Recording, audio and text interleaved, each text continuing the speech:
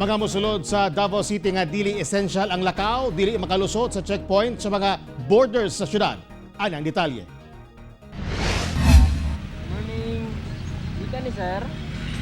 Asa ikan? Dito, uwi na ako. Thank you.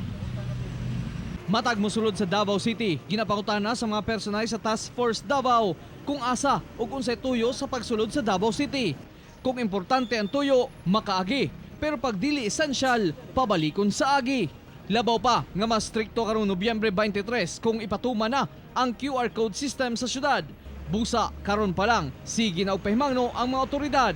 Sa karon 23 mama, magsugod na to ang QR code mama. Sige. Thank you ma'am. Andam na sir. Nga na, nagabiyahe ka taga Davao. Yes, everyday sir. Na ako'y QR code sa kuani Sir, di sa Jensan. sa Davao wala pa. Wala pa. So magkuha na kaanay. Oh, murag gitagaan na mig tape ato nga kuan katong asa mi mo pasok Okay. nga kuan. Info.